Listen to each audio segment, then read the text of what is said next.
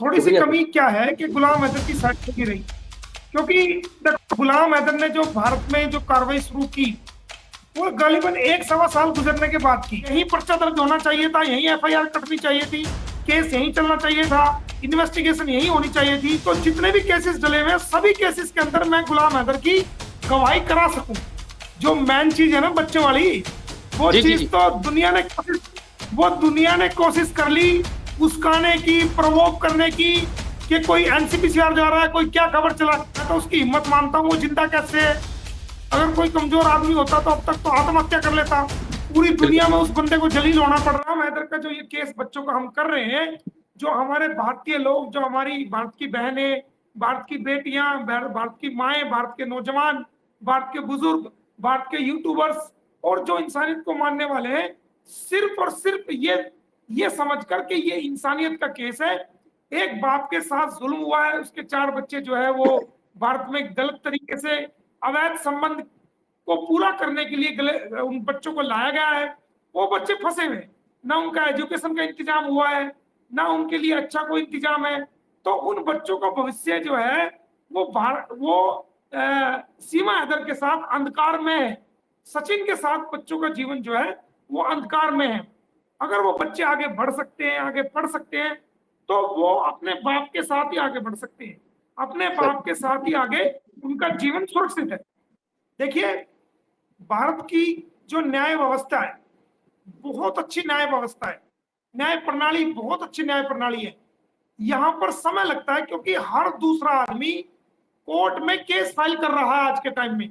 भाई का झगड़ा भाई के साथ, बहन का झगड़ा बहन के साथ, ये दुनिया में हर जगह हो रहा है, भारत में नहीं।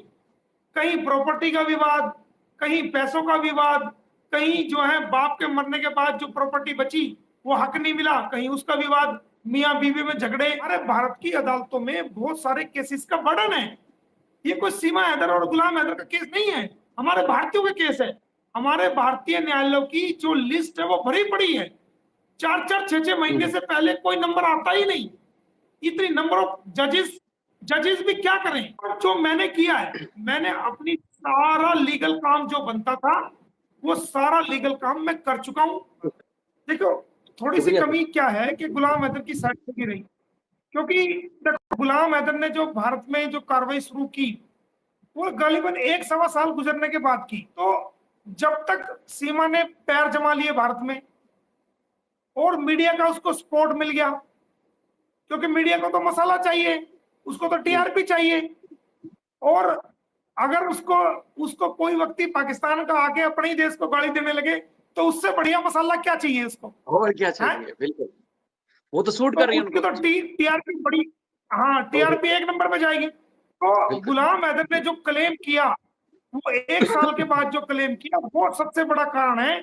अगर गुलाम हैदर सही टाइम पे हमारी भारत सरकार के सामने अपना क्लेम रख देता, भारत सरकार के सामने अपना केस रख देता, तो भारत सरकार हमारी ऐसी बेहतरीन और अच्छी सरकार है, वो हर किसी की सुनती है। हमारे माननीय नरेंद्र मोदी जी, हमारे गृह मंत्री आदरणीय श्री अमित शाह जी, वो बहुत ही संजीदा आदमी है और वो सच और झूठ और गलत और ठीक को समझते हैं। अगर वो गुलाम हैदर उनसे रिक्वेस्ट करता, कोई लेटर भेजता गृह मंत्रालय को, हमारे प्रधानमंत्री कार्यालय में कोई लेटर भेजता, तो इसकी जरूर सुनवाई होती। लेकिन अब सर, मामला अदालत में जा चुका है, तो सरकारें कुछ भी नहीं कर सकती।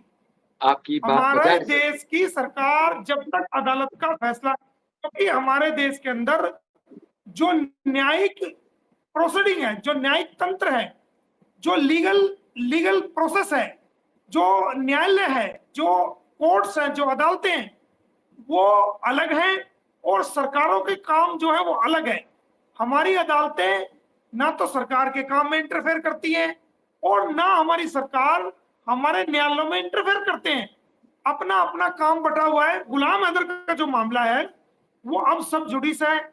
जो सीमा हैदर वाला मामला है गुलाम हैदर की वाइफ का, तो जब तक चार्जशीट नहीं आ जाती, चार्जशीट आने के बाद कोर्ट भी क्या करेगा? जब तक चार्जशीट नहीं आई कोर्ट क्या करेगा बताओ? तो ये बिल्कुल सर। चार्जशीट सबसे पहले पुलिस डिपार्टमेंट का काम है, एडमिनिस्ट्रेशन का काम है। मैंने लिखा बिल्कुल। है उत्तर प्रदेश सरकार को, एडमिनिस्ट्रेशन को लिखा है कि जल्दी से जल्दी चार्जशीट पेश करें ताकि हम ट्रायल चला के इसको सजा दिलवा सकें। बिल्कुल लेकिन सर। चार्जशीट नहीं आ रही।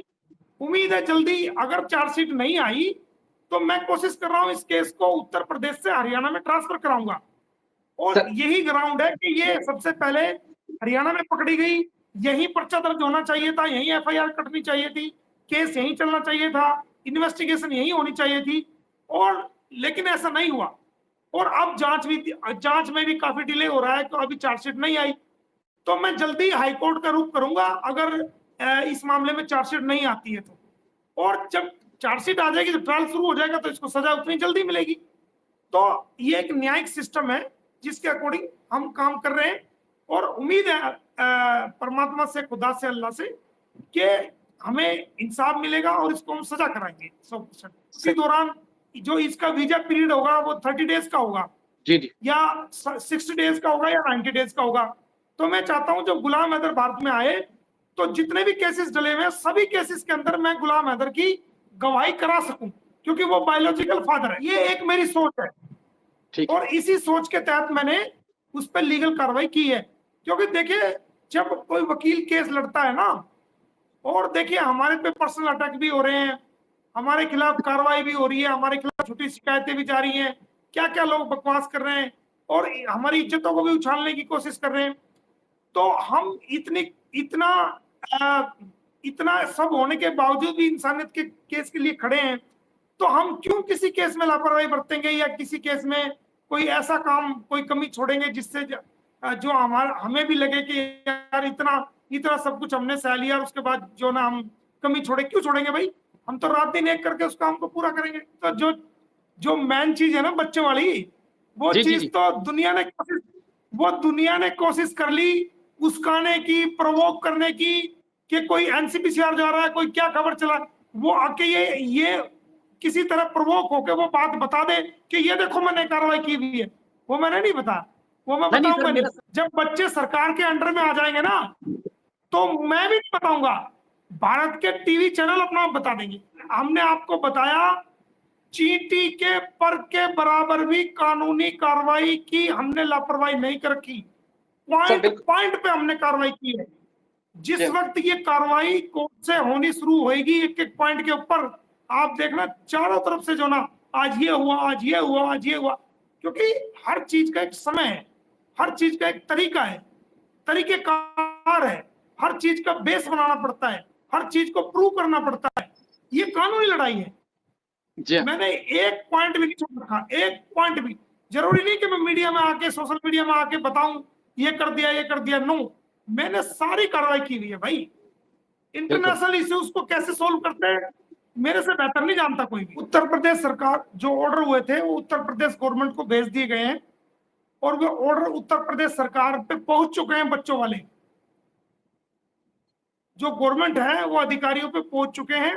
अधिकारी भी बिजी थे, क्योंकि मैंने बताया कि कांवड़ सेवा चल रही थी, उससे पहले इलेक्शन थे, तो उस पर काम चल रहा है। वो कभी भी होने की उम्मीद है। तो जल्दी आपको खुशखबरी मिलेगी, बहुत जल्द मिलेगी। देखिए, मैं किसी की पर्सनल लाइफ में मैं कभी किसी की पर्सनल लाइफ में जो है वो इंटरफेयर नहीं करता, कि यार की यारी से मतलब है, यार के फेलो से कोई मतलब नहीं, एक कहावत है। देखिए, मेरा काम कानूनी कार्रवाई करना है, बच्चों की लड़ाई लड़के सीमा को जेल कराना है। इसने भारत का कानून ब्रेक किया है, और उसके बच्चों को, गुलाम हैदर के बच्चों को गुलाम हैदर तक दिलवाना है। मेरा इतना मकसद है। गुलाम हैदर क्या करता है, क्या नहीं करता, क्या उसका कैरेक्टर है, क्या नहीं है, उसकी निजी जिंदगी क्या है, क्या नहीं है, वो क्या करना चाहता है, वो उसकी अपनी लाइफ है, उसमें हमारा कोई दखल नहीं है। उसकी अपनी लाइफ है, वो कैसे जीना चाहता है। वो बेचारा पहले ही परेशान है, जहनी तौर से परेशान है। उसके साथ जिस इंसान, मैं तो उसकी हिम्मत मानता हूँ, वो जिंदा कैसे है। अगर कोई कमजोर आदमी होता तो अब तक तो आत्महत्या कर लेता। पूरी दुनिया में उस बंदे को जलील होना पड़ रहा है, जिसकी वाइफ जिंदा हो और किसी गैर मर्द के साथ रहे, और 24 घंटे में इलीगल रिलेशन रहे, और 24 घंटे में रील बना बना के दुनिया को दिखाए। तो रोज उस बंदे के दिल पे क्या गुजरती है, कितनी बेइज्जती पूरी दुनिया के सामने उस बंदे की हो रही है, और उसके बावजूद भी वो बोझ लेके जी रहा है। तो वो जानी तौर से परेशान है। वो कोई, उसको बेचारे को कोई रास्ता नजर नहीं आ रहा, उसको रातों की नींद उड़ी हुई है।